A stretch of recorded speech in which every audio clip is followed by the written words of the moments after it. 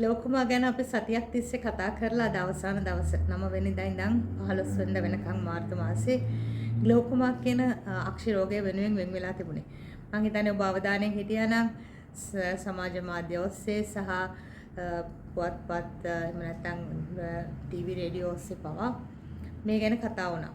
මම හිතන විදිහට ග්ලෝකෝමා කියලා ලෙඩක් ඇහැට එන්න පුළුවන්. ඒකෙන් අපි අන්ධ වෙන්න පුළුවන්. ඒකේ කිසිම රෝග ලක්ෂණයක් පෙන්වන්න කරන්නේ නැහැ. පාලනයක් විතරයි කරන්න පුළුවන් කියන දේවල් ඔබ මේ වෙනකොට මේ සතිය පුරාම අහන්න ඇති. හැබැයි මම මේ වීඩියෝ එක කරන්න හිතුවේ ටිකක් සරලව. මොකද ගොඩාක් අපි ඇහුවේ මෙඩිකල් ටර්ම්ස්, මෙඩිකල් වචන. එතකොට ඒ වචන සාමාන්‍යයෙන් තේරුම් ගන්න බැරි අය තාමත් ඉන්නවා. සහ ග්ලෝකෝමා කියලා අපි කියන මේ ඇහි පීඩනය. එතකොට මට කොහොමත් බ්ලඩ් ප්‍රෙෂර් තියෙනවා මම ඒවට බෙහෙත් ගන්නවා කියලා. එතකොට මට ඇහි පීඩනය ගැන කතා කරලා වැඩක් නැහැ නේ කියන ඇති. නමුත් මේක දෙකක් කියලා අපි තේරුම් ගත යුතුයි. ඒ කියන්නේ බ්ලඩ් ප්‍රෙෂර් වලට බෙහෙත් ගන්න කෙනෙක් ග්ලෝකෝමා වලින් ආරක්ෂිතයි කියලා කියන්න බෑ.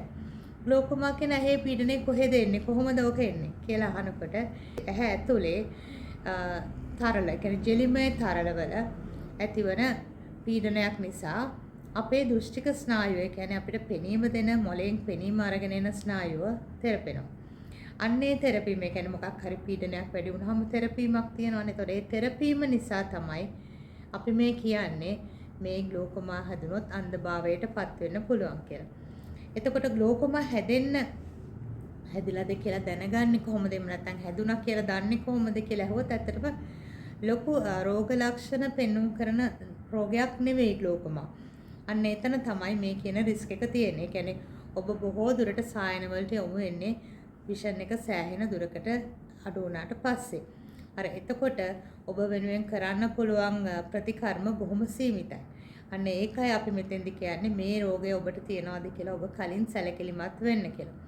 එතකොට දැන් මේ විදිහට ඇහි ප්‍රෙෂර් එක තියෙන කෙනෙක් තියනවද නැද්ද? ඇයි කොහොමද ඒක එන්නේ වගේ ප්‍රශ්නවලදී කොයි වගේ කන්ඩිෂන්ස් වලද ඇහි ප්‍රෙෂර් එක එන්න පුළුවන් කියලා අපි බැලුවොත් විශේෂයෙන්ම ඔබේ පවුලේ කවුරු හරි ඉන්නවා නම් ලේ ඥාතියෙක්, වැඩිහිටියෙක් ග්ලෝකෝමා රෝගයට බෙහෙත් ගත්ත අන්න එතකොට ඔබ පොඩි රිස්ක් එකක ඉන්නවා. ඒක නිසා ඔබේ අයි ප්‍රෙෂර් එක චෙක් කරගන්න එක හුඟක් අවශ්‍යයි. දැන් අපි ළඟ අපිට තාම හම්බ වෙනවානේ මම මේ කාලයක් තිස්සේ මේ කන්නඩිය දානවා මට මේකෙන් හොඳට පේනවා. මොනවත් ප්‍රශ්නයක් නැහැ කියන අය හුඟක් තාමත් ඉන්නවා.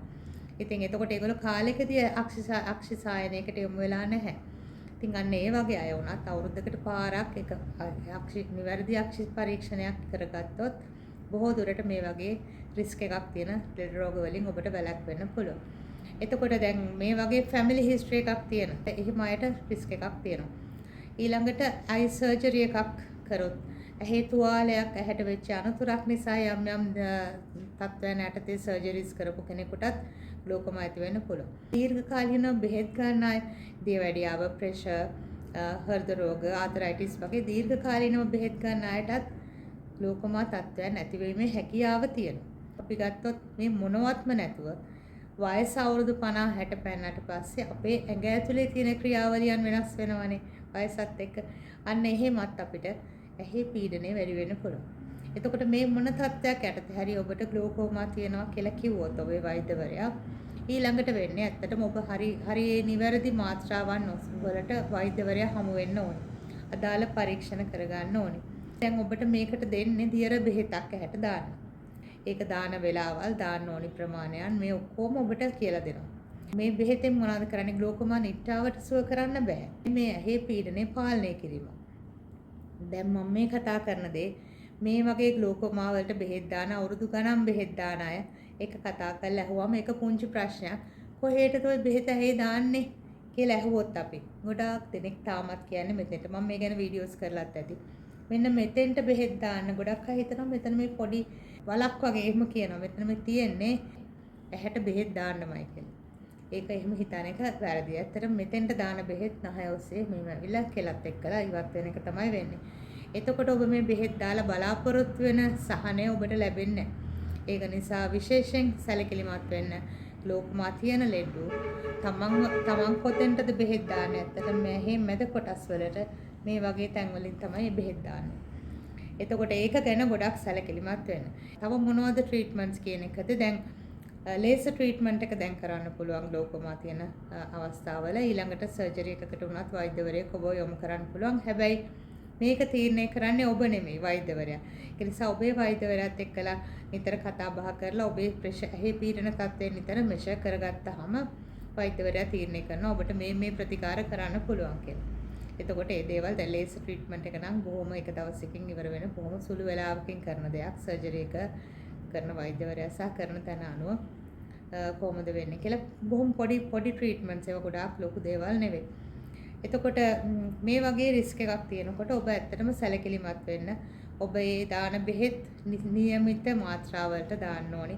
හරි තැනට දාන්න ඕනි. නිවැරදි වෙලාවට සායන වලට යොමු වෙන්න ඕනි. මේකෙදි දැන් කොහොමද ඇහි පීඩනයත් එක්කලා මේ පෙනීම නැති වෙන්නේ කියලා කවුරු හරි ඇහුවොත් මම පින්තූර වලින් ඉදිරියට පෙන්නන්නම්. පෙනීම නැති වෙනවා කියලා කියන්නේ ඇත්තටම අපි දැන් මෙහෙම ඉන්නකොට අපේ පෙනීම අඩකවයක් වගේ තමයි අපේ පෙනීමේ පරාසය එන්නේ. ඒ අඩකවය ඇතුලේ අපි හිතමු පුංචි දෙයක් මං කිව්වොත් මේක තේරුම් ගන්න ලේසි විදිහක්. අපි ගෙදර බිත්තිය ගහලා තියෙන බිත්ති ඔරලෝසුවට අපි හිතමු මීටර් 2-3ක් විතර ආපස්සට ඇවිල්ලා අපි දැන් බිත්ති ඔරලෝසුවට කන්සන්ට්‍රේට් කරනවා. බිත්ති ඔරලෝසුව දිහා හොඳට බලන් ඉන්නවා. එතකොට හැබැයි මේ බිත්ති ඔරලෝසුව දිහා ඔබ බලන් ඉන්නකොට අපි හිතමු වම් පැත්තෙන් ගෙදර ජනෙලයක් තියෙනවා. දකුණු පැත්තෙන් අපි හිතමු කබඩ් එකක්, එහෙම නැත්නම් ටීවී එකක් මොකක් හරි තියෙනවා. දැන් ඔබ මේ බලන් ඉන්නේ බිත්ති ඔරලෝසුව දිහා වුණාට මේ අවට පෙනීම ඔබට තියෙනවා. ඔබට ඒක ගැන ඔබ කන්සන්ට්‍රේට් කරන්නේ නැහැ. ඒ කියන්නේ දැන් ඔබට ඇත්තටම ජනෙලෙන් එහා පැත්තේ අපි හිතමු බල්ලෙක් ඉන්නවා කියලා. ඒතර ජනෙලෙන් එහා පැත්තේ ඉන්න බල්ලා දිහා බලන්න ඕන නම් ඔබ හොඳට හැරිලා ඒක දිහා බලනවා. ඒක තමයි සාමාන්‍ය මිනිස් ස්වභාවය. ඒක අපි හිතලා කරන්නේ ඒක ඔටෝමැටිකලි වෙනවා. හැබැයි දැන් අපි මේ විදිහට අර ඔරලෝසුව දිහා බලන් ඉන්නකොට අපි හිතමු ජනෙල්ලේ අර මුලම පෙනිච්ච ෆුල් ජනෙල්ලේ පේන්නේ නැතුව ක්‍රමක්‍රමයෙන් ජනෙල්ලේ අඩු වෙවි තමයි අපිට පේන්නේ. අර බොඳ වෙච්ච කොටස අපිට තේරෙන්නේ නැහැ. ඒ කියන්නේ අර අඩ කවෙන් ටික අඩු වෙනවා. ඒක අඩු වෙලා සමහර වෙලාවට මුළු ජනෙල්ලෙම පේන්නේ නැති තත්ත්වයට එනකොට තමයි ඔබ තීරණය කරන්නේ මොකක් හරි මගේ පෙනීමේ ප්‍රශ්නයක් තියෙනවා මට ඒ පැත්ත ඔක්කොම නිකන් අලු පාට වෙලා පේන්නේ එහෙම නැත්නම් බොඳ වෙලා පේන්නේ කියන එක. මේක රියදුරු මහත්තුරුන්ටයි රියදුරු නෝනවරුන්ටයි පහසුවෙන් අඳුර ගන්න පුළුවන්. මොකද වාහනේ සයිඩ් මිරර් එක පේන්නේ සහ විශේෂයෙන් ඔබ ඉන්න දැන් ඔබ පාරේ යනකොට අවට පිටාව ගැන අපි විශේෂයෙන් කන්සන්ට්‍රේට් කරේ නැතුණාට අවට පිටාව ගැන දැනුමක් තියෙනවනේ. අන්නේ දැනුම ටික අඩු වෙලා යනවා. ඒ කියන්නේ පෙනීම අඩු වෙනවා. ඉතින් දැන් අපි ගොඩක් වෙලාවට කියන්නේ මෙන්න මෙහෙම පෙනීම තරමකට අඩු වෙලා ඔබ එනකොට සායනයකට ඔබට කරන්න තියෙන ට්‍රීට්මන්ට්ස් හරිම ලිමිටඩ්. ඒකයි අපි කියන්නේ කලින් අඳුරගත්තොත් ඇවිල්ලා කතා කරලා අපිට වෛද්‍යවරු හම්බ වෙලා අවශ්‍ය කරන පරීක්ෂණ කරගෙන අවශ්‍ය කරන ට්‍රීට්මන්ට්ස් වලට යොමු වෙන්න පුළුවන්. සහ අක්ෂිපීඩනය පාලනය කරන්න පුළුවන්. එතකොට දැන් සාමාන්‍යයෙන් අපි කණ්ණාඩියක් හදද්දි කරන ටෙස්ටිං උයි ග්ලෝකෝමා සඳහා කරන ටෙස්ටිං උයි වෙනස්. කණ්ණාඩියකදී අපි ගොඩක් වෙලාවට අර අදාළ ටෙස්ටිංස් ටික කරලා විෂන් එක හදනවා. නමුත් ගොඩාක් ආයතනවල මෙතනදී මේ ග්ලෝකෝමා කියද්දී අපි ඇහි පීඩනයේ පරීක්ෂණයක් ලක් කරන්න ඕනේ. ඊට අමතරව තව ඊටෙන් එහාට ගියොත් දෘෂ්ටික ස්නායුවේට අදාළ සමහර පරීක්ෂණ විශේෂ ඒවා කරගත යුතු වෙනවා. මේවා ඔබට දැනුවත් කරන්න පුළුවන් මේ වෛද්‍යවරයෙකුට තමයි. මේවා ප්‍රෙස්ක්‍රයිබ් කරන්න පුළුවන් වෙන්නේ වෛද්‍යවරයෙකුට. ඒක නිසායි මේ වෙලාවේ අපි කියන්නේ අක්ෂි වෛද්‍යවරයෙක්ව හම්බ වෙලා තමයි මේ ටික කරන්න පුළුවන්. එතකොට ඇහුවොත් පොඩි දරුවන්ටත් මේක හැදෙන්න පුළුවන්ද? ඔව් හැදෙන්න පුළුවන් කලාතුරකින්. හැබැයි අපිට රෝග ලක්ෂණ කියලා ලොකුවට ගන්න බෑ. දැන් දරුවෙක්ගේ ඇස් වලින් මුල හරියේදී මුල කාලේදී චුට්ටක් කඳුළු ගන්න අවස්ථා තියෙනවා. ඒ ගොඩක් වෙලාට මේ ටියර් ඩක්ස් මේ හරිය හැදිලා නැතිකම. එතකොට අපිට ඒක මේ ග්ලෝකෝමා කියලා අඳුර ගන්න බෑ. හැබැයි දරුවෙක් ඉපදුනාට පස්සෙත් ඔබේ පවුලේ කාට හරි ග්ලෝකෝමා තියෙද්දී පොඩි වෙනස්කම් පේනවා නම් ළමා අක්ෂි වෛද්‍යවරයෙක් වෙත යොමු කරන්න දරුවා. ඊළඟට අපි වැඩිහිටි අය අක්ෂි වෛද්‍යවරයෙක් වෙත යොමු වෙලා තමයි මේ දේවල් ටික කරගන්න ඕනේ. ඉතින් මම හිතන්නේ මෙන්න මේ විදිහට ඔබ පාලනය කරේට යොමු වුණොත් ඊළඟට ඔබ මේ ගැන දැනුවත් වෙලා හිටියොත් ටිකෙන් ටික ඔබේ පෙනුම අඩු වෙන හැටි මම මේ රූප සටහන් වලිනුත් පෙන්නන්නම්. මෙන්න මේ විදිහට පෙනුම මෙච්චරම අඩු වෙන්නේ නැතුව ඔබට බොහෝ දුරට මේක පාලනය කරගන්න පුළුවන්. ඒක තමයි මේ මුළු සතිය පුරාම අපි කතා කරේ. ඉතින් මම හිතන්නේ සරලව තව චුට්ටක් තේරුම් ගන්න බැරි වෙච්ච මෙඩිකල් ටර්ම්ස් මම පොඩ්ඩක් සරල කරන්න උත්සාහ කරේ. ඉතින් මේ ලෙඩ අපිට හැදිලා තියෙනවා කියලා අපි දන්නේ නැති ලෙඩ නිසා ටිකක් පරිස්සම් වෙන්න අක්ෂිසායන වලට යොමු වෙන්න අදාළ කරන පරීක්ෂණ නිවැරදි වෙලාවට කරගන්න. බොහොමත්ම ස්තුතියි අපි ආයිත් හම්බෙමු අලුත් වීඩියෝ එකකින්.